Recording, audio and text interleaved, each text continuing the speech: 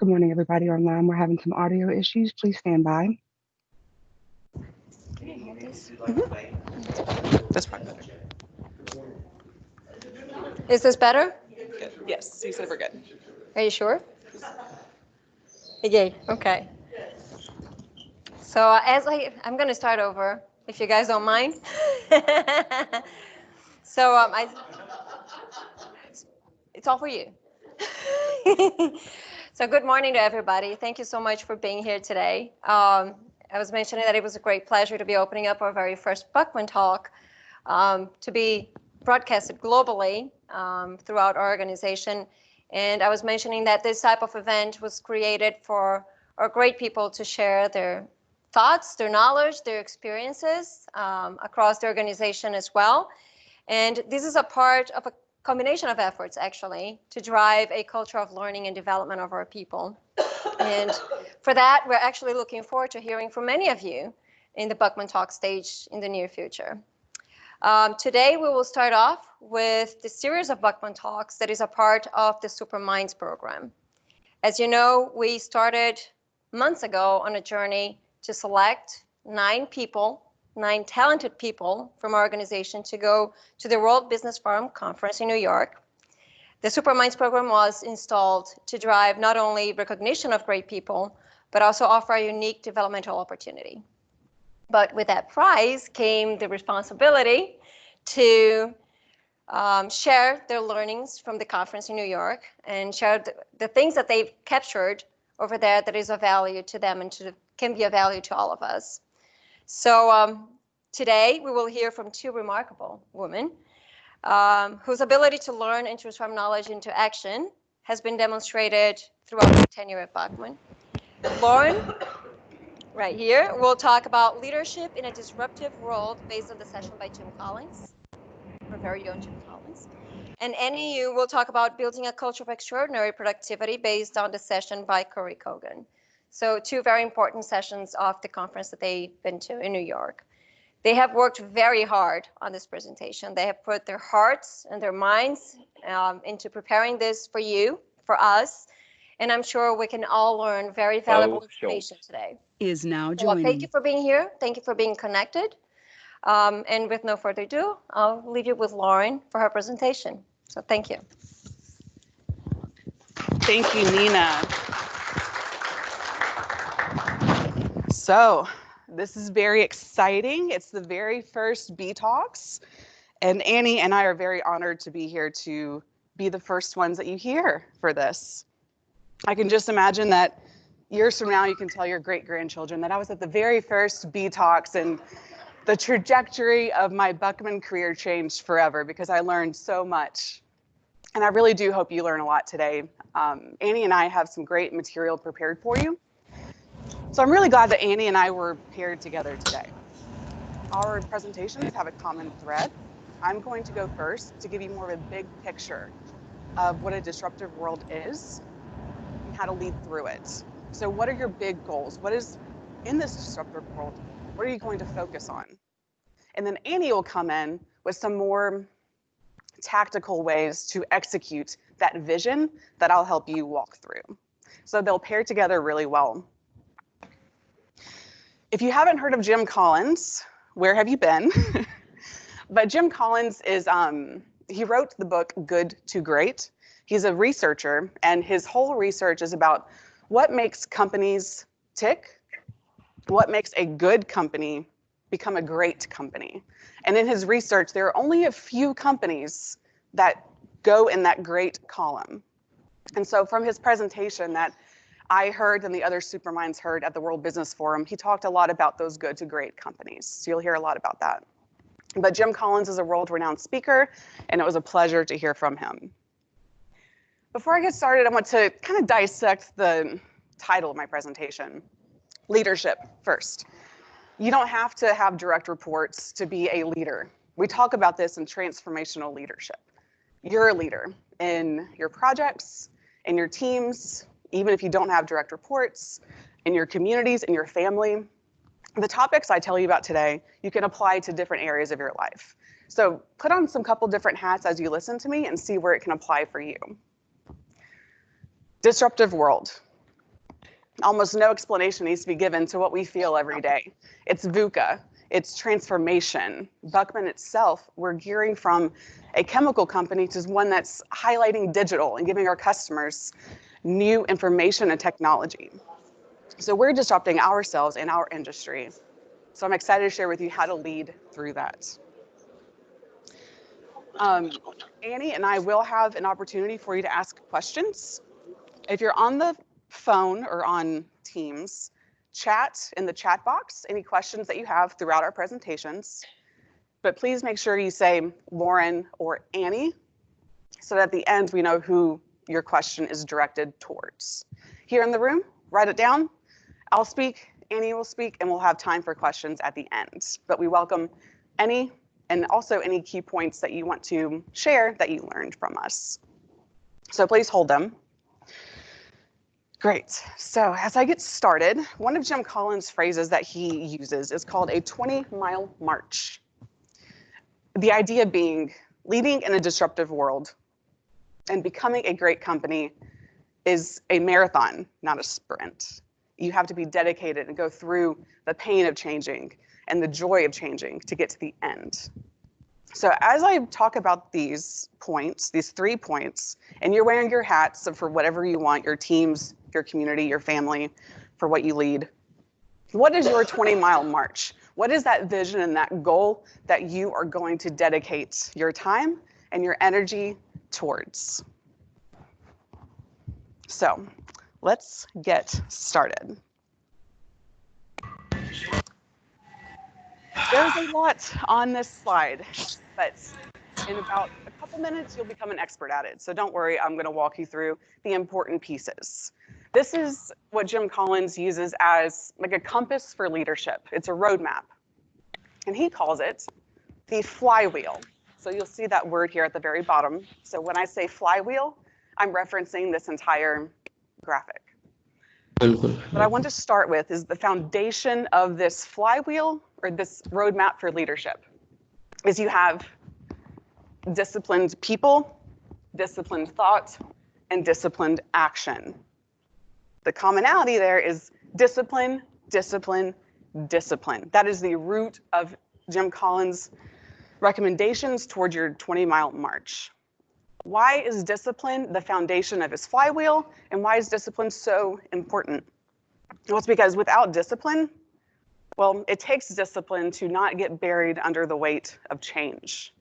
If you don't have an intention, you can get overwhelmed easily. So that's why discipline is at the root of every stage of his flywheel.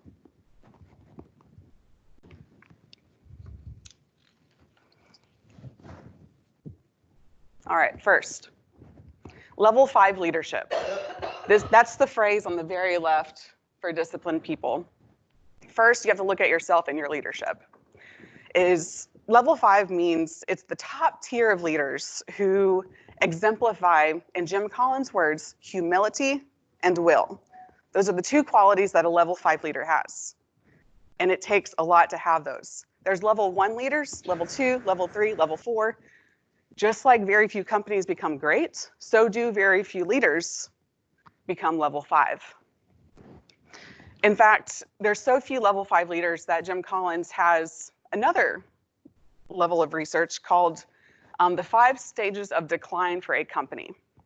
So he's defined 5 things that those good companies have that bury them, that prevent them from becoming great. And the very first piece of that is leadership. It's what he calls the hubris of success, is what a downfall for many leaders is. So what is that? Hubris is defined as excessive pride that takes a hero down in a story or outrageous arrogance that leads to the harm of somebody innocent. What that results in is if you have past successes and accomplishments and they went great, what the hubris of success does is it gives you a current sense of invulnerability and a guarantee of future success. If you're in there, that's when your hubris of success has set in, is when you have that invulnerability to keep working towards future successes because you're so reliant on what happened in the past. So be wary of hubris of success because we need to aim for that level 5 leadership of humility and will. So that's the very first thing that Jim Collins talked about with level 5 leadership. The second thing is something called having the right people on the bus. So we talked about leadership. Now let's talk about your teams, disciplined people. You're disciplined as a leader, but who are you surrounding yourself with?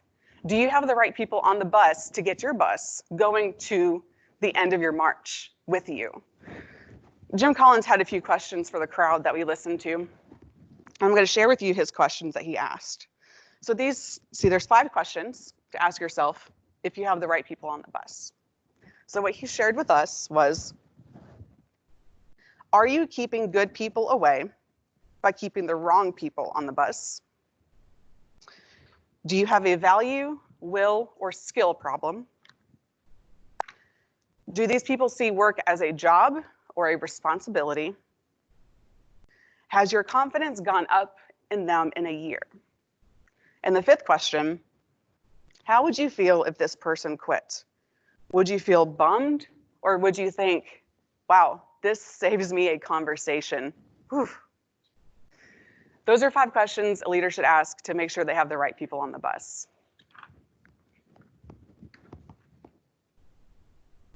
So there we have disciplined people.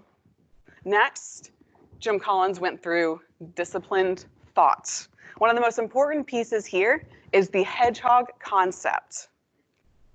So this is a wonderful concept that you'll hear throughout my presentation today.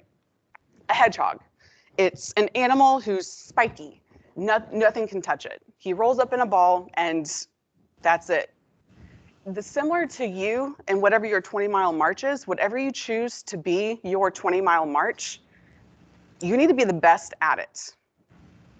The hedgehog concept is a mixture of what can you be the best in the world at, and what is your passion? And it's not what is your passion as in what are you going to force to be your passion, but what is your passion in a way that you are willing to go through the pain to see it succeed, to make it worth it for you. That's what a hedgehog concept is. It means you are going to be so good that you're a hedgehog and nobody can touch you because this is your bread and butter. I don't know if that's a common phrase. This is just your highlight of your purpose. That's the hedgehog concept. Next is your disciplined actions. By this point in the flywheel, you'll see that you have this blue line. You have your build-up. You're building it up by preparing your people. You're building it up by identifying your hedgehog concept. Once you have your hedgehog concept, the flywheel has a breakthrough. See, the flywheel is a logic of momentum. You start building up, you build up, and then once you start your action, that's when things really get moving and you keep going and you see results and you see success and you feel good. That's where your breakthrough happens. That's where disciplined action is so important.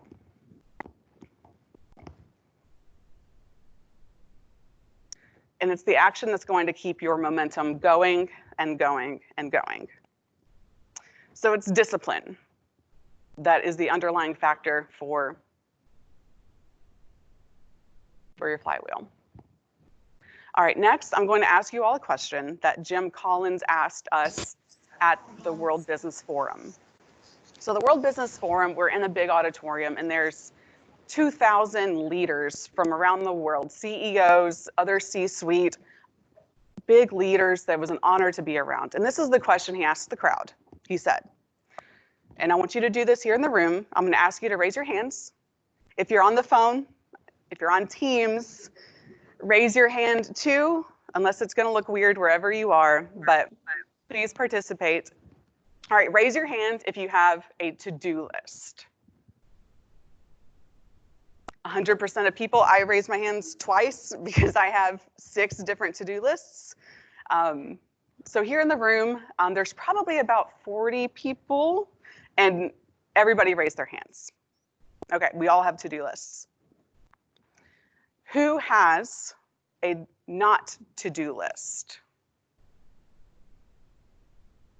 All right, I said everybody raised their hand for a to-do list. Here in the room, only one person is raising their hand for a not to-do list. And I will tell you very similar results when Jim Collins asked that question at the World Business Forum. Out of 2,000 people, he estimated maybe about 10% of people raised their hands. So that is his next point,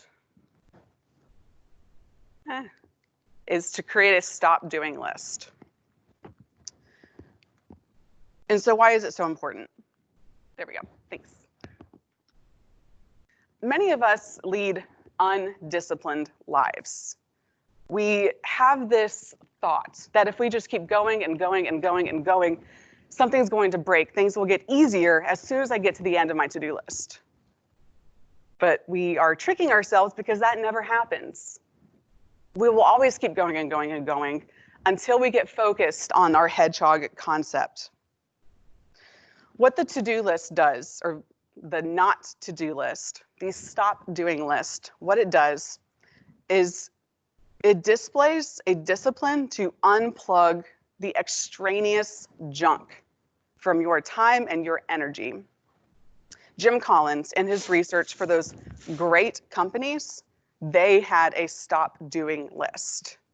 That's what he saw as something that sets them apart from those good companies. So what could be on your stop doing list? It could be personal, of I'm going to stop putting others' care before mine. I need to practice my own self-care, so I'm going to wake up early and do my own thing before I take care of others. That could be a stop doing list. I researched some other companies and some examples of what their stop doing list is. So I found a web design company, and so their stop doing list included not partnering with clients who are bad at communication and pay their bills late. It included not building websites that would have a projected revenue of under a certain amount of dollars. And it included identifying people on their team who were draining resources rather than being an added to them. So that's an example of what one company used for their stop doing list. And so what a stop doing list does, one thing that's so important about it is it aligns with your hedgehog concept. It's your hedgehog concept plus your 20-mile march, and it lets you focus on that. It helps you spot the activities that are taking you away from your hedgehog concept. Jim Collins says, if your to-do list is bigger than your stop doing list, then you have a problem.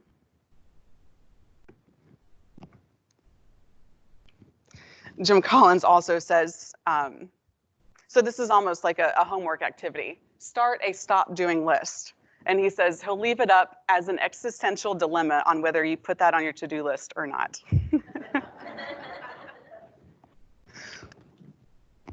Next, the third point is going for extraordinary and not settling for ordinary. All right, let's talk about the differences between those two words. Ordinary means mediocre. It's average, it's okay, it's normal, it's status quo. It's not very exciting. So then if ordinary is mediocrity, then what mediocrity is somebody without discipline. You have somebody without a consistency of action. They're stuck. So if mediocrity is without discipline, then what you have with discipline is a consistency of action. That's what leads to something extraordinary.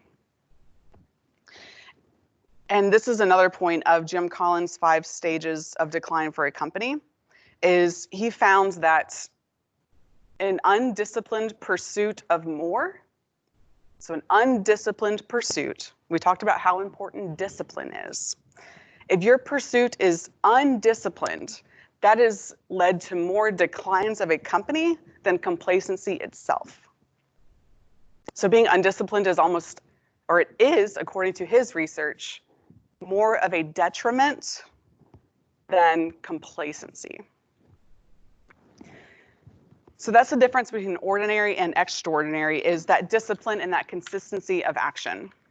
Meaning ordinary is also an chronic inconsistency. Sorry, I think I pressed something on the TV. Let me know if it's presenting oddly. Okay, we're good. Thank you. All right, so Jim Collins has some reflection questions for you on this topic of extraordinary versus ordinary. He wants you to think, what is the truth of your ambition? How would you be different if at 65 years old, you are 1/3 of your output? Even just 1/3 of your output, what could you be in the future? That's the future thinking of how important this consistency of action, this being extraordinary, not ordinary concept is.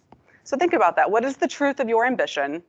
And at age 65, who would you be or what would you be if you were just 1/3 of your output?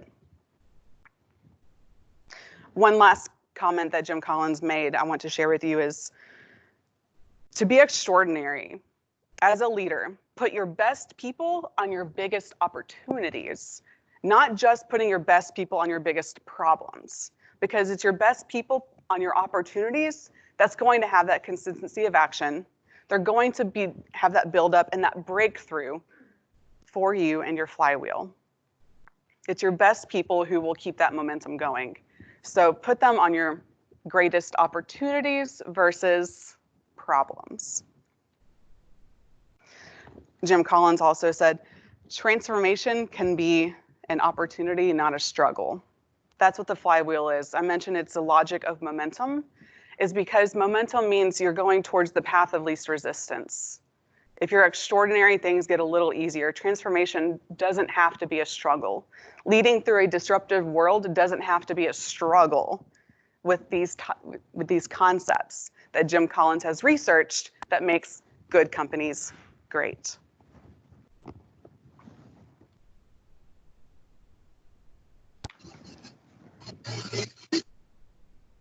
Greatness is not a function of circumstance. Greatness, it turns out, is largely a matter of conscious choice and, here's that word again, discipline. You don't lead through a disruptive world on accident. Your flywheel is not a list of aspirations. You have an intention. Like I said at the beginning, without intention, you can get buried under the weight of change. So what Jim Collins' point is to lead through a disruptive world is to be attentive, is to lead with intention and discipline. His other point is with your flywheel and looking towards the end of it at your buildup is when you look at what you've accomplished, it has to be consistent. It's not just the average of what you've done. It has to be built up. That's where the consistency is so important. All right. So we learned a lot from Jim Collins at the World Business Forum, and I've just shared with you the highlights from his presentation, and I hope you can only imagine what it was like to hear him have the research come from his very own words for a full hour. But these are the highlights that Jim Collins shared with us about leading in a disruptive world. So I also have a little bonus for you. We heard Jim Collins speak at the World Business Forum, me and the other superminds, and it was fantastic. We learned what I shared with you today about leading in a disruptive world. We also had the honor to have lunch with him. So we got to meet Jim Collins, and with that became a little extra information from him. And so I want to also share that with you. So he had a question and answer session during his lunch, And our very own Carolina from Brazil, one of our superminds, asked Jim Collins a question. She said, through your research, and now we have a new generation coming into the workplace. We have millennials and we have Gen Z. How does that change what you've been teaching for the past few decades? Jim Collins handled the question really well, and his answer was, I've discovered that they want freedom and framework, a framework for the job and the freedom to do it. Here's all the superminds with Jim Collins. So again, he was a pleasure to listen to, and it's an honor to be standing here at Buckman back in Memphis, sharing with you what we learned from Jim Collins in New York City. So build your flywheel momentum with discipline, start a stop doing list, go for extraordinary, don't settle for ordinary, and you'll be good. Next is my friend Annie Yu. She is currently sitting in China. And remember to save your questions for us, put it in the chat, and we'll be glad to answer questions afterwards.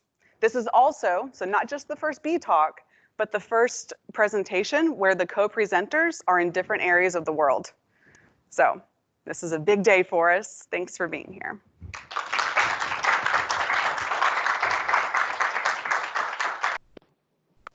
Thank you, Laura. I like your great speech. And let me open my camera so that you can see me on the screen. And then I'm going to share my screen with you.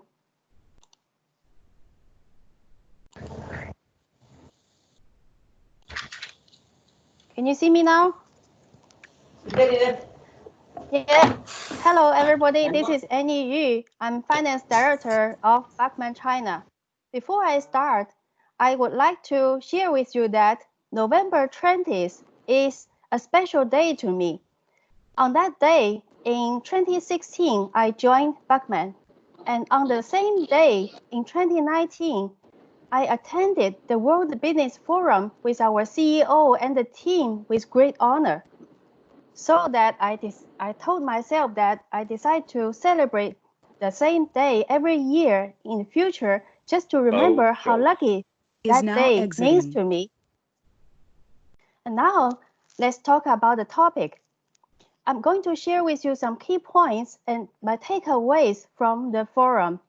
The topic I have is building a culture of extraordinary productivity.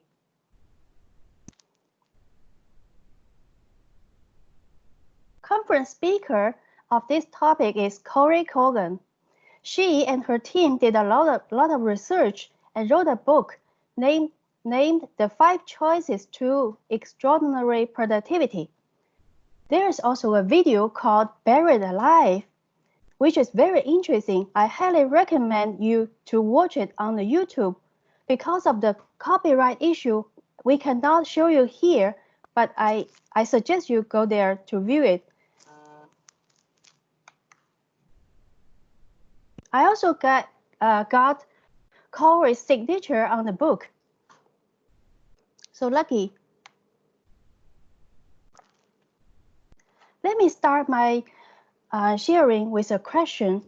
In this fast-changing world, is life easier than before? Yes or no? Today, actually, we are facing more and more challenges. Even when we start the day during the morning, by telling ourselves that, oh, I'm ready to comfort everything that is going to happen during the day, but still, we may feel stressed, tired, or even depressed at the end of the day. Why? It's not because that we are not as good as before. It's because things are coming faster and faster to us, and the things getting harder than before. Challenge 1, we are making more decisions than ever. No matter which position you are in, whether junior level or senior level or up to the top management level, we are making decisions all the time. Each email Each phone call, each message means a decision to make.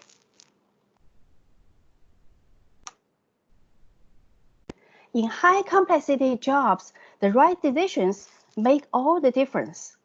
Are you able to devote your time and energy to make decisions in a quality way? Challenge 2.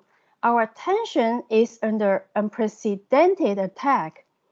Technology allowed us to improve our efficiency a lot than before, but we are also distracted by a lot of things because of the technology.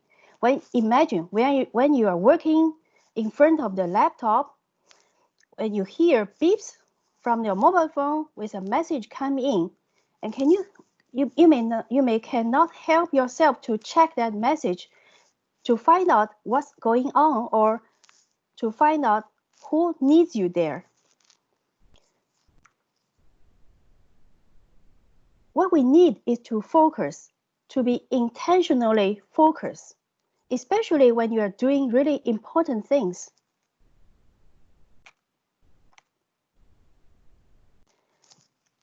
Are you moving from one stimulating and distracting input to another and missing the things that are uniquely meaningful?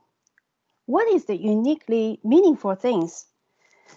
It's the things that can make our days, make our life and relationships extraordinary. Challenge 3, we are suffering from a personal energy crisis. Sometimes, after a long day in the work, when you go back to home, do you have enough energy to enjoy the life with your family? And do you have enough time and energy to do exercises? And can you sleep well every night? Feel worn out and tired? Okay, in front of all of the challenges, we talk about what is extraordinary productivity. There's a foundational decision. You have decided to bring your whole self to the job. Here's a case. Our sales guy called our customer service associate one day, informing her that the test run schedule in one paper mill was moved 1 week ahead.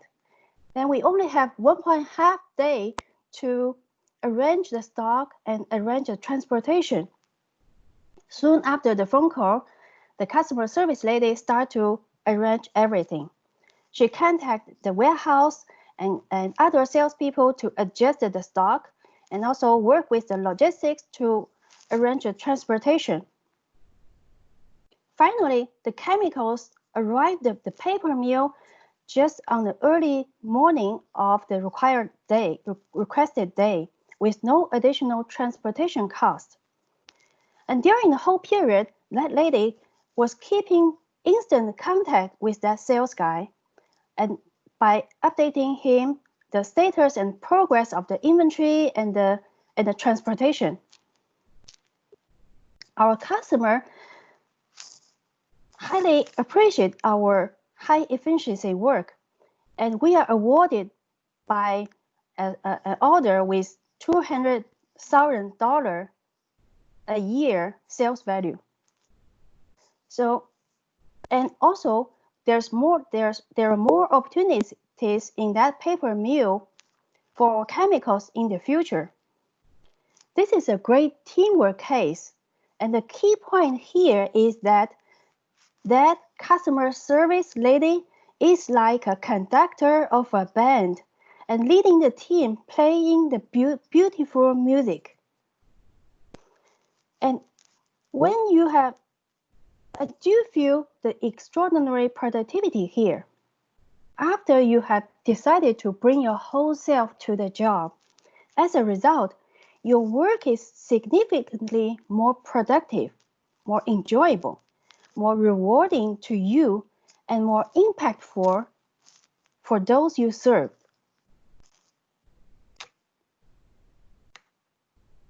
Research told us that biggest hidden cost in organizations today is the cost of people spending their precious time, attention, and energy on the things that don't drive important results. There's about 40% of mental labor's time spent on unimportant things. There's a Chinese saying say that you choose the seeds instead of the watermelon, means you're not working on really important things. And now we go to the 5 choices to extraordinary productivity. This consists of 3 areas: decision management, attention management, and energy management. See the 2 arrows, 2 ways. The way go down to the buried alive, and we are looking forward to the way all the way go up to the extraordinary productivity.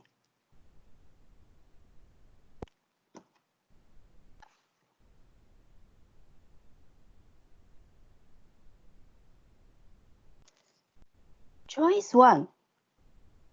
Act on the important. Don't react to the urgent.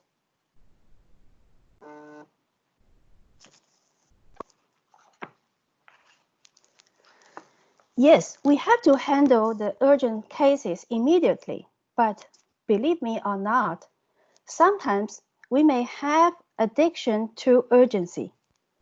However, we are not firefighters. This is the time matrix model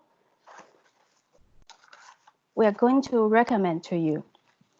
In quadrant 1 is called necessity. This is the activities that is urgent and important. Some crisis, some emergency meetings, last time minute deadlines, and unforeseen events. If we don't deal with that, there might be some serious consequence, like angry customer or server goes down. But if we stay there for too long or all the time, we may feel burnout, or we can really do anything creative or anything with high value to our work. And quadrant 3 is called distraction. And this is where we have unnecessary reports, irrelevant meetings, or other people's minor issues. I have one case to share here. And John is a good guy. He always like to help others. And there's one day Mary goes to John. Mary asked John, "Hi John, where's the one final process documentation shared by R&D the other day?" And John replied, "Oh, that's on SharePoint." And Mary said, "Oh, how can I find it? There are so many documentations there. Could you help to download and send me that file?" John said, "Sure, that's my pleasure." And then Lily goes to Mary, and Mary was busy working on something. And Lily asked Mary the same question. "Hi, Mary, where is the one final documentation shared in the meeting the other day?" And Mary just replied, "Oh, it's on SharePoint." And John knows exactly where it is. And then you can imagine what will happen to John. So when we in quadrant 3, we may feel busy, but actually we may feel unfulfilled.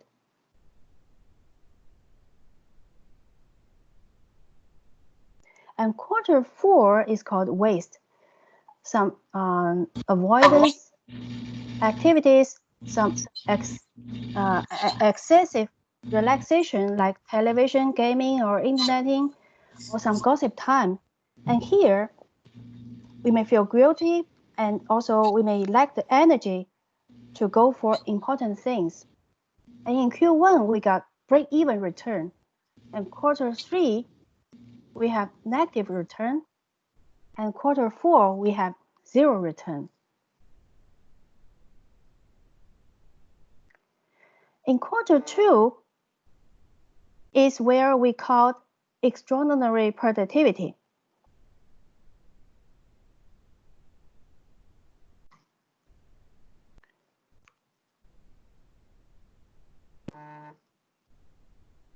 Okay, here in Q2, we have proactive work, high impact goals, creative thinking, and planning and prevention. Actually, I really like the continuous improvement culture in Bachman. And when we are doing some process optimization or simplification, or when we are thinking about how to do things differently, when we're doing those kind of things, we are in quarter two. And here is where we can get the highest return of our work. And relationship building also in quarter two. Can you imagine that between finance and sales team, if they spend more time on relationship building, would that be helpful for mutual understanding? And would that be helpful for their collaboration? And also learning and renewal is also in quarter two. And even when you are in, sometimes you're in quarter one, which is urgent and important things. And after that, we recommend that you should go back to quarter two, which is the extraordinary productivity activities are.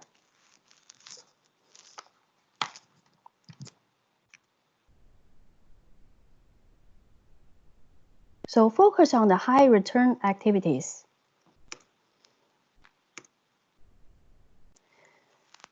The essential skill for getting into Q2 we call PCD, pause, clarify, and decide. When you get a work assigned to you, or when you pick up something to work on, and please give yourself 1 minute to think about, is it really important? Your life is not in a rush, and you should always devote yourself to those important things. Remember, pause, clarify, and decide. As mentioned by Laura just now, we need to think about what is the things you can stop doing to let you focus on important things, or which may throw others into quarter one. Like some reports or out-of-date process, we may consider to stop doing, put it on your stop doing list. And what should I do to get the highest return of each decision is the question we need to always ask ourselves.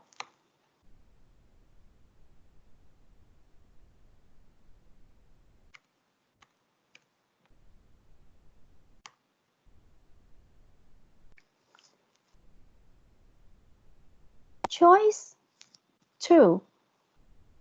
Go for extraordinary, don't settle for ordinary. As Jim Collins mentioned in his speech, Corey mentioned the same thing.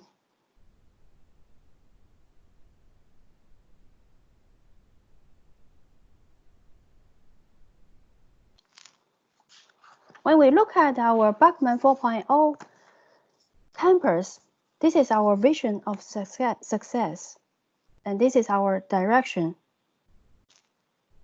It's showing our aspiration and outcomes that we are going to achieve.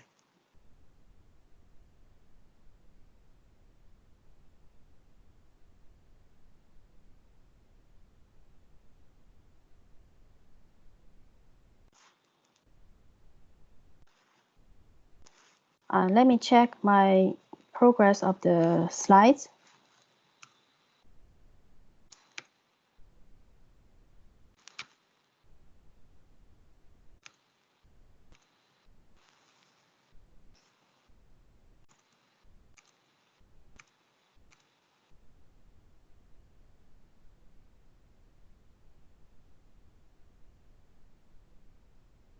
Okay, talk about Bachman 4.0. we can see that superior customer experience is the ultimate outcome that we are striving for. It's telling us that we choose to be extraordinary.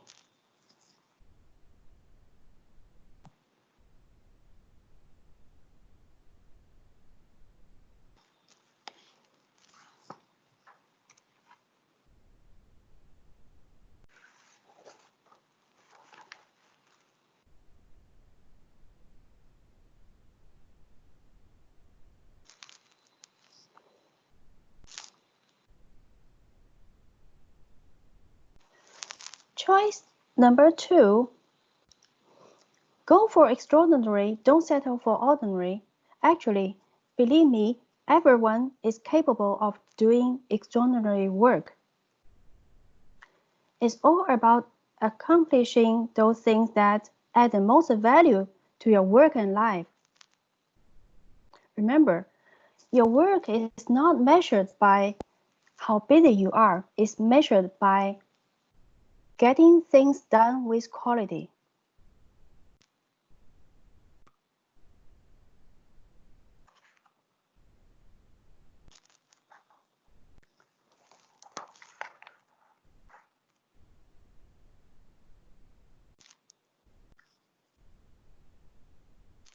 Choice 3, schedule the big rocks. Don't salt gravel. To fill up the bottle, start with big rocks, and then you may get it done successfully. If you do it in the opposite way, you may miss some big rocks outside of the bottle, and it's just like that you may miss something valuable in your life and work.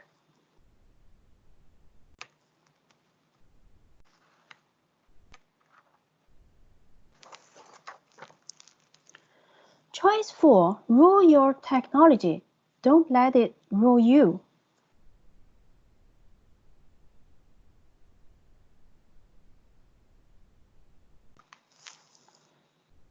When your time and technology is under your control, you can be on top of it. Ask yourself, are you addicted to technology? When you're doing something really important, we suggest you that better to keep yourself away from the technology during that period and just to make yourself to be focused. Choice 5, fuel your fire, but don't burn out. Here's one case. One subordinate came to my office one day, and she looked so tired. She told me that she cannot handle her job anymore. She feels so busy that she had no time to even drink water during the day, and she loses the appetite, and she cannot sleep well. It lasted already more than one month. She asked me for help. I realized that she had energy crisis. I told her that this is the problem and she needs to be on top of it, and we can manage it. We did some analysis and I shared the time matrix model with her. We made some adjustment of her priority list and we built up the stop doing list.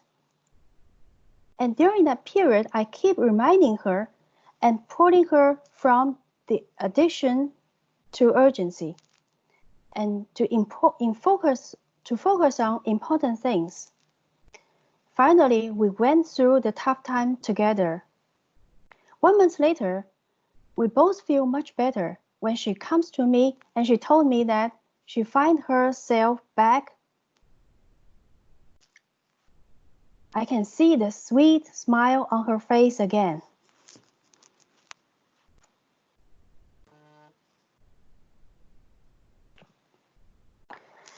Back to Buckman 4.0.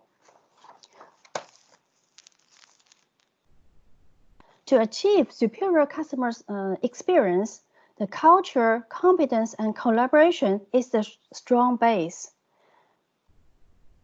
Extraordinary productivity could be the powerful catalyst of execution excellence towards our Bachman 4.0 vision. How to do that, how to realize that, and how to feel engaged and focus on turning the flywheel. Use the time matrix model. Share the time matrix and use pause, clarify, decide together with your team. Reward Q2 behaviors. Then we got highly engaged people, high energy team, and we go for extraordinary. Enjoy your work, enjoy your life. And tomorrow is the Chinese New Year Eve. A Happy New Year of the Year Rats. And wish Bachman has a new record year 2020. This is the end of my presentation.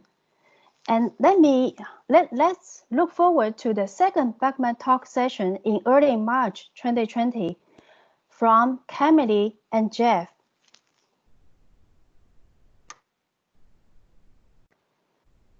Now I'm sharing some pictures from the business forum. And let's welcome any questions you have. You may type in message.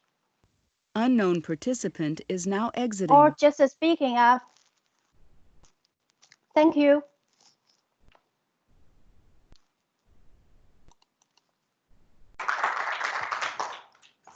Thank you, Annie. I am going to scroll through the chat. Is there anybody here in Memphis in the room who has a question for myself or Annie?